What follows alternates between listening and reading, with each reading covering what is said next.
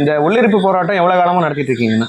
உள்ளிருப்பு போராட்டம் வந்து கடந்த 250 நாட்களை கடந்து நாங்கள் போயிட்டுருக்கிறோம்.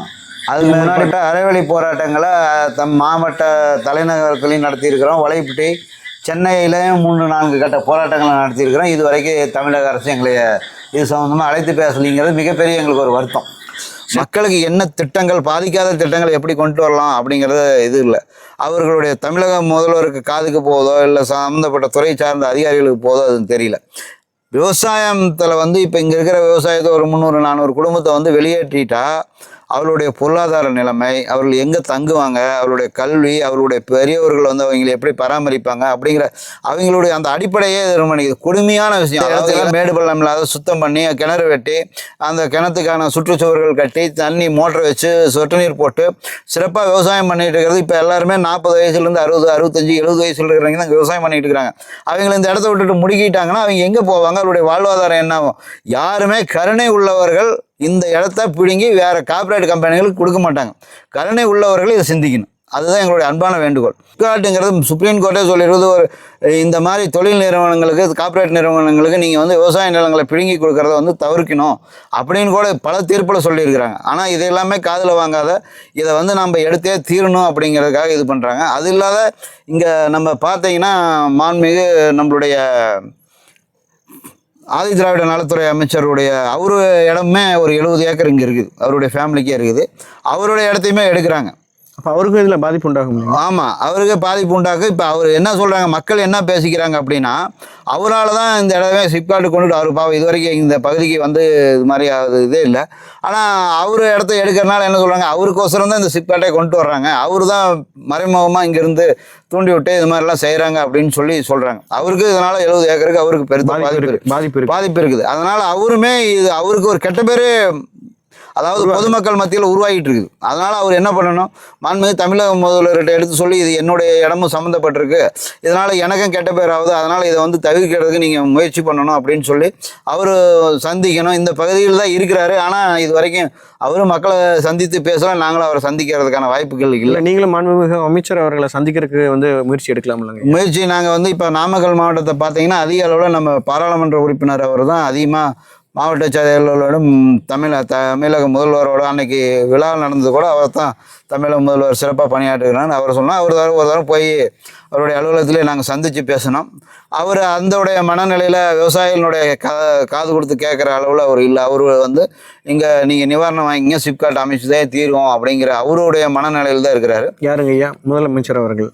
முதலமைச்சர் அல்ல, நம்மளுடைய மாநிலங்களவை உறுப்பினர். மாவட்ட மக்கள், நமக்காக வாக்களித்த மக்கள், நம்மளோட இருக்கிற மக்கள், நாளைக்கு இந்த பகுதி மக்களை அழிச்சிட்டோம்னா இது வந்து காலகாலத்தையும் ஒரு மிகப்பெரிய ஒரு அழியா ஒரு குற்றம் செஞ்ச மாதிரி ஆயிரும். அதனால் இதை வந்து தவிர்க்கணும் அப்படிங்கிற ஒரு எண்ணம் அவங்களுக்கு வரமாட்டேங்குது. ஆனால் அவங்க சிப்காட் அமைக்கணுங்கிற ஒரு எண்ணத்தில் தான் இருக்கிறாங்களோ ஒழிஞ்சு இதில் என்னென்ன பாதிப்புகள் அப்படிங்கிறது உள்ளுணர்ந்து விவசாயியாக இருந்து ஒரு உள்ளுணர்ந்து பார்க்கணும். அவரே பல இடத்துல சொல்லியிருக்கிறார், நானும் விவசாய குடும்பத்தில் தான் இருந்து வந்திருக்கிறேன், பல மீட்டிங்கில் அவரும் எங்கள் மாதிரி பச்சை தொண்டு போட்டு அவரும் மீட்டிங்கில் தான் இருக்கிறாரு. ஆனால் அவர் இந்த மனநிலையில் எப்படி ஏன் மாற்றம் பண்ணிக்க மாட்டேங்கிறாங்கிறது எங்களுக்கு ஒரு புரியாத ஒரு வேதனையான விஷயமா இருக்குது. இப்போ இது சம்மந்தமாக நீங்கள் கிராம சபை கூட்டங்களில் வந்து என்ன தீர்மானம் கொண்டு வந்தீங்க? கிராம சபை கூட்டத்தில் பார்த்தீங்கன்னா 6 முறை நாங்கள் கிராம சபை கூட்டத்தில் தீர்மானம் போட்டோம். எந்தெந்த கிராமங்கள் இல்லைங்க? வளையப்பட்டி, புதுப்பட்டி, அரூர். 6 முறை 2021 தொடர்ச்சியாக. ஆமாம் 6 முறை எல்லாம் நடக்கிற கிராம சபை கூட்டத்திலையுமே நாங்கள் தீர்மானம் போட்டிருக்கிறோம். அதனால் கிராம சபை கூட்டத்தில் தீர்மானம் போடுறது வந்து அது ஒரு பொருட்டாகவே எந்த கிராம சபை கூட்டம் இந்த சபைன்னு கிடையாது. கிராம சபையில் போடுறது அத்தனை தீர்மானங்களும் அது என்ன பண்ணுறாங்க, அது யார் அதை நடைமுறைப்படுத்துகிறாங்க, அது எப்படி கையாளுறாங்கிறதுக்கு இன்னும் கிராம சபை கூட்டங்கள் தான் தெரியுமா வளைஞ்சி அது வந்து கிராம சபை கூட்டத்தில் இருக்கிற தீர்மானத்தை முறைப்படி ஆன்லைனில் ஏற்றி மத்திய அரசுக்கு, மாநில அரசுக்கு, சம்மந்தப்பட்ட துறைக்கு அனுப்பி இதில் வந்து இந்த கூட்டத்துக்கு முன்னாடி அடுத்த கூட்டம் நடக்கிறதுக்குள்ளே இது நம்ம போன கூட்டத்தில் போட்ட தீர்மானம் என்னென்ன நம்ம நிறைவேற்றியிருக்கிறோம், மக்களுக்கு அதனால் எவ்வளோ செயல்படுத்தி இருக்கிறோம் அப்படிங்கிறலாம் இது வரைக்கும் எதுவுமே கிடையாது. தீர்மானத்தை பேருக்காக கிராம சபை கூட்டம் நடக்கிறங்கிறத எங்களுடைய கணிப்பாக இருக்குது. இல்லை, கிராம சபை கூட்டங்கிறது, கிராம சபை அமைப்புங்கிறது இருக்கலே ஒரு சக்தி வாய்ந்த அமைப்புன்னு சொல்லிட்டு இந்திய அரசியலமைப்பு சட்டம் சொல்லுதுங்க. இந்திய அரசியலமைப்பு சட்டம் சொல்லி என்ன பண்ணுறது? இந்திய அரசியலமைப்பு சட்டம் 1950 எத்தனையோ இது மாதிரி விவசாய நிலங்கள் எடுக்கக்கூடாது, விவசாயிகளுக்கு தான் உரிமையான இடம்னு கூட சொல்கிறாங்க. என்ன பண்ண முடியுது? சட்டத்தை வச்சு எதுவுமே பண்ண முடியல. கேட்டால் அரசின் கொள்கை முடியுங்கிறாங்க, என்னென்னமோ சொல்கிறாங்க. மக்களுக்கு வந்து எங்களால் இருக்கிற விவசாயிகளுக்கு அரசாங்கத்தை எடுத்து போராடுறதுக்கே மிக ஒரு வலிமை வேணும், எங்களுடைய ஒரு பெரிய ஒத்துழைப்பு தேவைப்படுது. எளிய மனிதன் வந்து ஒரு கோரிக்கையை வச்சா அது அரசாங்கத்துக்கு அதுக்கு எட்டல. இதே வந்து சினிமா ஸ்டாரு ஒரு கட்சியினுடைய பெரிய தலைவர்கள் வந்து அந்த இடத்துக்கு போய் அதை பெருசாக பண்ணி அதை நமக்கு அந்த இடத்துல பாதிப்பு ஆயிரும் அப்படின்னு தெரிஞ்சால் தான் அரசு வந்து கனிவாக அந்த இடத்த திரும்பி பார்க்குறாங்க. அரசு வந்து எளியவனுக்காக இருக்கணும், சாதாரண மக்கள், நடுத்தர, ஏழை எளிய ஒடுக்கப்பட்ட பாம்பர மக்களுக்காக அரசாங்கம் இருக்கணுமா வரைஞ்சி ஒரு சினிமா ஸ்டார் அங்கே போகிறாங்கிறதுக்கு அடுத்த நாள் ஒரு பதில் வருது. அவரையே இங்கே கூட்டிகிட்டு வந்தால் இதுக்கும் அப்படி ஒரு தீர்வு கிடைக்கும்னு எங்களுக்கு ஒரு நம்பிக்கை இருக்குது. வேற எந்தெந்த அரசியல் தலைவர்கள் வந்து இது சம்பந்தமா உங்களுக்கு ஆதரவு அளிச்சிருக்காங்க? இது வரைக்கும் நாம் தமிழர் கட்சி தலைவர் வந்திருக்கிறாரு, திரு சீமான் அவர்கள். சீமான் வந்திருக்கிறாரு, பாட்டாளி மக்கள் கட்சியினுடைய அன்புமணி வந்திருக்கிறாரு, அண்ணாமலை வந்திருக்கிறாரு, பிஜேபியினுடைய விவசாய மாநில தலைவர் நாகராஜன் வந்திருக்கிறாரு. அதே மாதிரி வேல்முருகன் அண்ணன் வந்து எங்களுக்காக கடுமையான ஒரு முயற்சி எடுத்திருக்கிறார். சட்டமன்றத்திலாம் நான் பேசுகிறேன் அப்படின்னு சொல்லி கடுமையான முயற்சி எடுத்திருக்கிறாரு.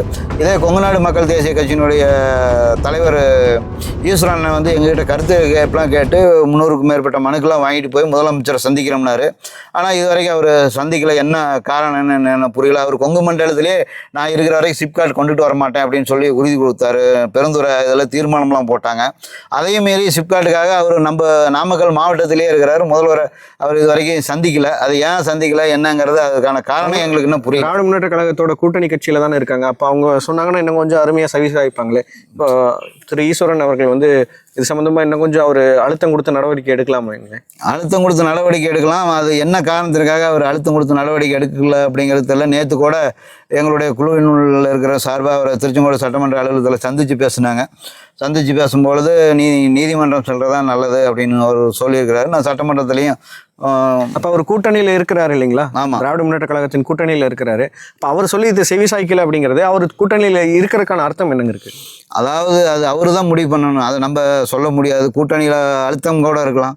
இது மாதிரி நீங்கள் இதை கண்டுக்காதீங்க, கம்முன்னு இருங்க, நாங்கள் அந்த திட்டத்தை கொண்டுட்டு வர்றோங்கிற அழுத்தங்கள் கூட இருக்கலாம். இந்த சிப்காட்டை கொண்டுட்டு வந்து தான் இங்கே பொருளாதார வளர்ச்சி ஏற்படுது. இங்கே சிப்காட் இந்த 400-300 மக்கள் அழிச்சு தான் நம்ம இங்கே சிப்காட்டை கொண்டு வந்தது இது அப்படிங்கிறதெல்லாம் இது வந்து அது யாருக்காக செய்கிறாங்க அப்படிங்கிறது இது இந்த நேர்காணலே நீங்கள் தெரிஞ்சிருப்பீங்க. சட்டத்தில் விவசாயிகளை பொருளாதார ரீதியாக இதெல்லாம் சுதந்திரமாக வந்து அவங்க தொழிலை அவங்க செய்கிறதுக்கு வாழ வேண்டும். ஒரு தொழிலை அழித்து இன்னொரு தொழிலை வளர்ச்சிங்கிறது எந்த சரித்திர காலத்துலையுமே நடக்காது. இது வந்து நம்ம ஒரு பேருக்காக வேணா சொல்லிக்கலாமா வளைஞ்சி, மற்றபடி இதில் பாதிப்பு வந்து நாளைக்கு அரசாங்கம் தான். இப்போ பார்த்தீங்கன்னா அண்டை நாடு நம்ம கண்கூட பார்க்குறோம். அண்டை நாடு ஸ்ரீலங்கா, பாகிஸ்தானில் உணவு பஞ்சம் இல்லாமல் அந்த நாட்டு அதிபர் வீட்டுக்குள்ளேயே பூந்து அடித்து அவர் நாடு கடத்தப்பட்டு இது மாதிரி பல்வேறு உணவு பஞ்சம். நம்ம நாடு வந்து சாதாரணமாக இப்போ தெரியாது. நம்ம நாளுக்கு நாள் வந்து 140 கோடி மக்கள் இருக்கிறோம். அடுத்து இன்னும் 2-5 ஆண்டு காலம் 150 கோடி இருக்கும். ஆனால் இருக்கிறவனுடைய பரப்பளவு எவ்வளோ இருக்குது? பரப்பளவு இப்போ நாமக்கல் மாவட்டத்தில் மட்டும் 2 லட்சம் ஏக்கர் ஒரு 10 வருஷத்தில் குறைஞ்சிருக்குது. தமிழ்நாட்டில் ஒரு 15 லட்சம் ஏக்கர் பரப்பளவு குறைஞ்சிருக்குது. விவசாய பரப்பளவு குறைஞ்சிருக்குது. எல்லாம் ரியல் எஸ்டேட் போட்டுக்கிட்டு இருக்கிறாங்க. இந்த மாதிரி இருக்கிற சூழ்நிலையில் இப்போ இந்த மாதிரி தொழிற்சாலைகள் அமைச்சு 500 ஏக்கர் 1000 ஏக்கர் எடுக்கும்போது இன்னும் விவசாய நிலங்கள் குறுங்கும். இப்போ வந்து விலைவாசிகளை நீங்கள் பார்த்துருப்பீங்க. இப்போ ஒன்றுமே வேண்டியதில்லை. இது ஒரு சின்ன லாஜிக் சொல்கிறேன் நான். இப்போ கொரோனா வந்தது, எந்த தொழிற்சாலைகள் எந்த அரசாங்கமாச்சு 6 மாதம் 1 வருஷம் இயங்குச்சா? இல்லைங்க. அப்போ என்ன தொழில் உற்பத்தின்னு நம்ம பேசுகிறோம். யார் உணவு கொடுத்தா? விவசாயி. 140 கோடி மக்களுக்கு யார் உணவு கொடுத்தா? விவசாயி தான் கொடுத்தான். இதெல்லாம் சிந்திக்கணும். நம்ம எதுக்காக போராடுறோம் அப்படின்னு. சில பேர் என்ன சொல்கிறாங்க, ஒரு 10 பேர் குறுகிய எண்ணத்தில் போராடுறாங்க அப்படின்னு. குறுகிய எண்ணம் கிடையாது.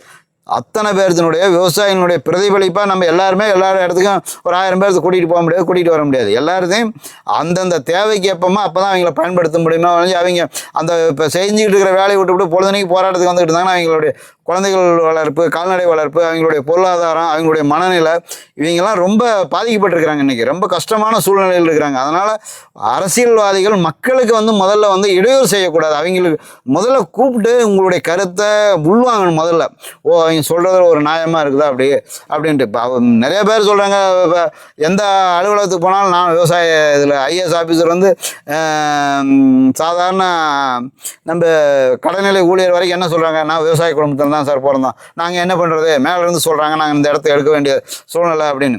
எல்லாருமே விவசாயின்னு தான் வந்து சொல்லிக்கிறாங்களே ஒழிஞ்சு அந்த உண்மையான விவசாயிகள் அப்படிங்கிற இடத்துக்கு வந்து நிற்க மாட்டேங்கிறாங்க. அவங்க வழி புரிஞ்சுக்க மாட்டேங்கிறாங்க. இது வந்து கொடுமையான விஷயம். இந்த உள்ளிருப்பு போராட்டம் எவ்வளவு காலமா நடத்திட்டு இருக்கீங்கண்ணா? உள்ளிருப்பு போராட்டம் வந்து கடந்த 250 நாட்களை கடந்து நாங்கள் போயிட்டுருக்கிறோம். அதுக்கு முன்னாடி பார்த்தீங்கன்னா 1.5 வருட காலத்தில் தமிழகத்து மட்டும் இல்லை, இந்திய அரசியல் வரலாற்றிலேயே வந்து ஒரு 100க்கு மேற்பட்ட அறவழி போராட்டங்களை மாவட்ட தலைநகரங்களையும் நடத்தியிருக்கிறோம். வலைப்பிட்டி, சென்னையிலையும் 3-4 கட்ட போராட்டங்களை நடத்தியிருக்கிறோம். இது வரைக்கும் தமிழக அரசு எங்களை இது சம்மந்தமாக அழைத்து பேசலிங்கிறது மிகப்பெரிய எங்களுக்கு ஒரு வருத்தம். சென்னையில் போய் நடத்தியிருக்கேன்னு சொன்னீங்க. என்ன மாதிரியான போராட்டம் சென்னையில் போய் நடத்துறீங்க? சென்னையில் வந்து கொட்டும் மழையில் வந்து அங்கே மிகப்பெரிய அதிக அளவில் மழை பெஞ்சிக்கிட்டு இருந்தோம். அந்த மழையிலும் கூட அங்கே போராட்டம் நடத்தினோம். அந்த போராட்டம் வந்து அங்கே இருக்கிற செய்தித்தாள்களிலே கூட கொட்டும் மலையிலையும் வந்து நாமக்கல் மாவட்டம் வலைப்பிட்டி பகுதி விவசாயிகள் வந்து கொட்டும் மலையில் நடத்துனாங்க அப்படின்னு சொல்லி அது மாதிரி நடத்துனாங்க. இங்கே இருக்கின்ற இயற்கை வளங்கள் என்னென்ன காய்கறிகள் விளையுது, இங்கே இருக்கின்ற பயிர், மஞ்சள், இது எல்லாமே சென்னைக்கு எடுத்துகிட்டு போய் வள்ளூர் கோட்டத்துலேயும் அங்கே போராட்டம் நடத்தினோம். இப்போ சமீப காலமாக வந்து இப்போ நடக்கிற போராட்டத்துக்கு வந்து சென்னையில் வந்து காவல்துறை வந்து அறவழி போராட்டத்துக்கு சென்னை காவல்துறை ஆணையம் வந்து தமிழக அரசிற்கு, அதாவது மத்திய அரசுக்கு எதிராக ஒரு போராட்டம் நடத்தினா அனுமதி கொடுக்குறாங்க. அதே வந்து தமிழக அரசுக்கு எதிராக வந்து இது மாதிரி விவசாயிகள் நடத்துகிற போராட்டத்துக்கு இப்போ இருக்கிற சென்னை காவல்துறை ஆணையர் வந்து அனுமதி மறுக்கிறாங்க. அது வந்து சுப்ரீம் கோர்ட்லேயே என்ன சொல்லியிருக்கிறாங்க, அறவழியில் நடத்துகிற அனைத்து போராட்டங்களுக்கும் அனுமதி வழங்க வேண்டும்னு சொல்கிறாங்க. ஆனால் எந்த விதமான போராட்டத்திற்கும் கடந்த ஒரு 6 மாத காலமாக 1 வருட காலமாக இதை எந்த வழியிலையாச்சும் தமிழக முதல்வர் விவசாயிகளுடைய குறைகளை, இங்கே இருக்கின்ற பிரச்சனைகளை நாங்கள் எடுத்துகிட்டு போகணும் அப்படின்னு கடிதம் மூலமும் நேரில் சந்திக்கிறதுக்கு பல கடிதங்களை கொடுத்துருக்குறோம். அதுக்கு இது வரைக்கும் எங்களுக்கு அனுமதி கொடுக்கல. அதே மாதிரி அறவழி போராட்டத்தில் ஏதோ ஒரு தொலைக்காட்சி வாயிலாக பார்த்தோ அல்லது ஒரு செய்தித்தாளில் ஏதோ ஒரு இதில் பார்த்தோ நாங்கள் இது மாதிரி போராட்டத்தை நடத்தி தமிழக முதல்வருக்கு கவனத்தை கொண்டு போகலான்னா கூட எங்களுக்கு தமிழக காவல்துறை அனுமதி மறுக்கிறாங்க. இது வந்து ஜனநாயக படுகொலை. இது ஒரு நாட்டில் ஒரு மக்கள் வந்து பாதிக்கப்படுற ஒரு 300க்கும் மேற்பட்ட குடும்பங்கள் கடந்த 2 வருட காலமாக போராடிக்கிட்டு இருக்காங்க. இதை வந்து தமிழக முதல்வருக்கு அறவழியில் நாங்கள் கொண்டுட்டு போகிறதுக்கு கூட ஒரு அனுமதியை மறுக்கும் பொழுது அது வந்து மிகப்பெரிய ஒரு எங்களுக்கு கஷ்டம். அதாவது ஜனநாயகத்தில் இது வந்து ஒரு சுதந்திரம் பெற்ற ஒரு 75 ஆண்டுகளுக்கு மேலாகியும் கூட இந்தியாவில் தமிழகத்தில் ஒரு ஜனநாயகம் இருக்குதா, இது வந்து எப்படி நம்ம இதை வெளிக்கொண்டுட்டு வர்றது? பல இதில் வந்து சுப்ரீம் கோர்ட்டும் சரி, சென்னை உயர்நீதிமன்றமும் பல வழக்குகளை சொல்லிடுச்சு. இது மாதிரி அறவழி போராட்டத்துக்கு அனுமதி கொடுக்கணும், அதுக்கு காவல்துறை உடனே உறுதுணையாக இருந்து எங்களுக்கு பாதுகாப்பு வழங்கணும்னு சொல்லியிருக்கிறாங்க. அப்படி இருந்தும் கூட இதெல்லாம் அனுமதி மறுக்கிறத வந்து இது நம்ம ஒரு ஜனநாயக நாட்டில் தான் இருக்கிறோமா அப்படிங்கிறது எங்களுக்கு மக்களுக்கு ஒரு அச்சமான ஒரு இது இருக்குது. சரிங்க ஐயா. இந்த போராட்டத்துக்கு அடுத்த கட்டமாக இருக்கீங்க? நாங்கள் தொடர்ந்து அறவழியில் பல கட்டங்களை போராட்டத்தை நடத்திக்கிட்டே தான் இருக்கிறோம். தினந்தோறும் நாங்கள் நடத்துகிற போராட்டங்கள் வருவாய்த்துறை, காவல்துறையின் மூலம் தமிழக அரசுக்கு வந்து அவங்க கொடுக்குற தகவல் மூலம் போயிட்டு தான் இருக்குது. ஆனால் இது பற்றி செவிசாய்க்கவில்லை. அடுத்த கட்டமாக தமிழகத்தில் இருக்கின்ற முக்கிய தலைவர்களெல்லாம் நாங்கள் வந்து இங்கே இந்த பகுதிக்கு வந்து எங்களுடைய விவசாய நிலங்களை பாதுகாக்கிறதுக்கு நாங்கள் அழைச்சிட்டு வர்றதுக்காக முடிவு பண்ணியிருக்கிறோம். இப்போ உதாரணத்துக்கு ஒன்றுமே கிடையாது. சாதாரண மனிதனுக்கு கிடைக்கக்கூடிய நீதிகள் வந்து எப்படி மறுக்கப்படுதுன்னா, இப்போ தமாக இவர் வந்து நடிகர் விஜய் வந்து நாளைக்கு பரந்தூர் விமான நிலைய மக்களுக்கு குறை கேட்க போகிறார். அவர் குறை கேட்க போனது இது வந்து தமிழ்நாடு லெவல்லையும் உலக அளவுலையும் இந்திய அளவில் இது ஒரு வைரல் ஆகுது. அது வைரல் ஆகுது. இன்றைக்கி வந்து மாண்புமிகு நிதியமைச்சர் என்ன சொல்கிறாரு, அவர் போய் அங்கே குறைகளை கேட்டுட்டு வந்து எங்ககிட்ட சொன்னால் அதை நாங்கள் பரிசீலனை பண்ணுறோம் அப்படின்னு. அப்போ வந்து இத்தனை நாள் காலமாக அங்கே விவசாயிகள் வந்து 900 நாள் வந்து போராட்டம் நடத்தினுடைய விளைவு அவர் போனால் மட்டும்தான் தமிழக அரசு திரும்பி பார்க்குமா? அப்போ வந்து ஒரு நடிகரோ ஒரு அரசியல்வாதியோ ஒரு மிகப்பெரிய கோடீஸ்வரனோ அங்கே போய் அதை வந்து முன்னிலைப்படுத்தினா தான் தமிழக அரசு அவங்களை திரும்பி பார்க்குமா அப்படிங்கிறத எங்களுடைய கேள்வி. சாதாரண மக்கள் போராடிக்கிட்டு இருந்தாங்கன்னா அங்கே அந்த பகுதியினுடைய சட்டமன்ற உறுப்பினர் இருக்கிறாங்க, அமைச்சர் பெருமக்கள் இருக்கிறாங்க, அது மாவட்ட ஆட்சித்தலைவர் இருக்கிறாங்க, உயர் அதிகாரி இருக்கிறாங்க. உங்களுடைய என்ன குறைகள் இருக்குது, உங்கள் இந்த விமான நிலையத்தை பற்றி எடுத்து சொல்லுங்கள். இந்த மாதிரி வளர்ச்சி வந்ததுன்னா இப்படி இருக்கும். அதனால் உங்களுக்கு வந்து வேறு இடம், அதாவது இந்த விவசாய பகுதிக்காக வேறு மாற்று இடம் தர்றோம், இன்னாட்டி உங்களுக்கு தேவையான மறுவாழ்வுக்காக இந்த மாதிரி திட்டங்கள்லாம் நாங்கள் அரசாங்கத்தின் மூலம் செய்கிறோம் அப்படின்னு சொன்னால் பரவாயில்ல. எந்த இதுவுமே கிடையாது. காவலை அங்கேருந்து போராட போகிற விவசாய சங்க தலைவர்களையும் ஒரே இடத்துல அந்த குறிப்பிட்ட பரந்தூருக்குள்ளே உள்ள போகாத தடுக்க வேண்டியது, அதுக்கு மேலே போனோம்னா அவங்கள அரெஸ்ட் பண்ண வேண்டியது, அப்புறம் ராத்திரிக்கு கொண்டு போய் எங்கேயாச்சும் ஒரு வண்டியில் ஏற்றி கொண்டு போய் அவங்களை இறக்கி விட வேண்டியது. இதே மாதிரி தமிழகத்தில் ஒரு 3 ஆண்டு காலமாக விவசாயிகள் ஒவ்வொரு மாவட்டத்தில் இல்லை, அந்த பரந்தூர் விமான நிலையமாட மேல்மா சிப்காட்டு, வலைப்பிட்டி சிப்காட்டு, ஒசூர் சிப்காட்டு, கோயம்புத்தூர், இது மாதிரி ஒவ்வொரு மாவட்டத்திலையுமே இப்போ ஒவ்வொரு பிரச்சனையாக வந்து மக்கள் வந்து முன்னெடுக்கும் போது எல்லாமே அவங்களுக்கு தெரியறது ஒரே ஒரு இது என்னென்னா, அவங்களுக்கு முன்னாடி காவல்துறை நீ என்ன பண்ணிக்கிட்டு இருக்கிற, அவங்கள ஏன் வந்து இது பண்ணல அப்படின்னு காவல்துறை அவங்கள வைத்து அடக்கக்கூடிய வேலையை மட்டும்தான் செய்யுது. அங்கே மக்களுக்கு எதனால் அவங்க போராட்டம் நடத்துகிறாங்க அப்படிங்கிறது ஒரு நிமிஷம் காது கொடுத்து கேட்குற அளவுக்கு கூட இன்றைய ஆட்சியாளர்கள் இல்லை என்பது எங்களுடைய மனவேதனை. இல்லைங்க ஐயா, இப்போது ஒரு மாவட்டத்துக்கு ஒரு தொழிற்பேட்டைன்னு சொல்கிறது வந்து ஒரு ஆக்கப்பூர்வமான திட்டமாக இருக்குது. அதனால் மக்களுக்கும் நிறைய மக்களுக்கு வேலை வாய்ப்பு கிடைக்கிறதுக்கான ஒரு வாய்ப்பாக இருக்குது. இதை வந்து நீங்கள் எதிர்க்கிறதுக்கு பதிலாக அதில் போய் நீங்கள் உங்களை அப்டேட் பண்ணிக்கிட்டு நீங்கள் அந்த மாதிரி தொழிலில் உங்களை ஈடுபடுறதை வந்து இன்னும் உங்களை பொருளாதாரத்தில் மேலும் பெருக்க செய்யுமில்ல? நம்ம தமிழ்நாட்டில் மட்டுமில்லை, இந்திய அளவில் இதில் பார்த்தீங்கன்னா 140 கோடி மக்கள் இருக்கிறாங்க. வேலை வாய்ப்பு அப்படிங்கிறது இன்றைக்கி பார்த்தீங்கன்னா நீங்கள் வந்து இந்த தொழில் நிறுவனங்கள் தான் வேலை வாய்ப்பை உருவாக்குறது அப்படின்னு நீங்கள் போடுறது, அரசியல்வாதிகளோ அதிகாரிகள் போடுறது மிக மிக ஒரு தவறான கணக்கு. 140 கோடி மக்களுக்கு 85% வேலை வாய்ப்பு கொடுக்குறது விவசாயம் மட்டும்தான். இன்றைக்கி விவசாயம் இல்லைன்னா 140 கோடி மக்களுடைய அவர்களுடைய வயிற்று பசி ஆகிறது, பால் கொடுக்கறது, குழந்தைகளுக்கு பால் உற்பத்தி செய்கிறது, இது மாதிரி எந்த இதுவுமே பண்ண முடியாத அளவுக்கு போயிடும். உணவு உற்பத்தி இதெல்லாம் பெரிய கஷ்டம். அதாவது ஒரு தொழிற்சாலை போட்டாங்கன்னா மீறி போட்டாங்கன்னா ஒரு 2000 பேர், ஒரு 4000 பேர். இப்போ நாமக்கல் மாவட்டத்தில் ஒரு 10 லட்சம் பேர் இருக்கிறாங்க. இது ஏற்கனவே உங்ககிட்ட நான் பதிவு பண்ணியிருக்கேன். ஒரு 10 லட்சம் பேர் பண்ணியிருக்காங்க. நீங்கள் 4000 பேர் வேலைக்கு எடுத்தாங்கன்னா அதில் 2000 பேர் வட மாநிலத்துக்காரங்க 2000 பேர் வருவாங்க, ஒரு 1000 பேர் 500 பேர் இங்கே ஒரு இருப்பாங்க, அவ்வளோதான். இதனால் ஒரு பெரிய வேலை வாய்ப்போ எதுவும் இல்லை. நாங்கள் என்ன சொல்கிறோம்னா விவசாயம் சார்ந்த தொழிலை பண்ணுங்கள். இப்போ நாம மாவட்டம் வலைப்பிட்டி இருக்குதுன்னா இப்போ பார்த்தீங்கன்னா இங்கே நாங்கள் நர்சரி உருவாக்கி அங்கே ஒரு 4-5 பேருக்கு வேலை வாய்ப்பு கொடுக்குறோம். காளான் பண்ண வச்சுருக்கிறோம். இப்போ ஐசிஐசி ஃபவுண்டேஷன் பல்வேறு திட்டங்களை எங்களோட இணைந்து அவங்க விவசாயிகளுக்கு தேவையான அனைத்து பொருட்களையும் எங்களுக்கு கொடுத்துக்கிட்டு இருக்கிறாங்க. நாங்கள் விவசாயத்தோடு சேர்ந்து டெவலப் பண்ணிக்கிட்டு இருக்கிறோம். இப்போ விவசாயிகளுக்கு வந்து ஒரு இப்போ இங்கே மரவள்ளி உற்பத்தி ஆகுதுன்னா அந்த மரவள்ளிக்கு தேவையான ஒரு சுத்தம் பண்ணுறது, அதில் உணவு என்னென்ன இப்போ இது பண்ணுறதுன்னா அவங்க விவசாயிகளுக்கு ஒரு ட்ரைனிங் கொடுத்து அவங்களுக்கு ஒரு 10 பேருக்கு வேலை வாய்ப்பு கொடுத்தா 1000 பேருக்கு வேலை வாய்ப்பு கொடுக்கலாம். இப்போ இங்கே இருக்கிற விவசாயத்தை நம்பி ஆயிரக்கணக்கான தொழிலாளர் இங்கே வேலை செஞ்சுட்டு இருக்கிறாங்க. அவங்களை கொண்டு போய் அந்த இடத்த சிப்காட்டுக்காக எடுத்துகிட்டு அந்த தொழிலாளர்களுடைய நிலைமை என்ன வருது?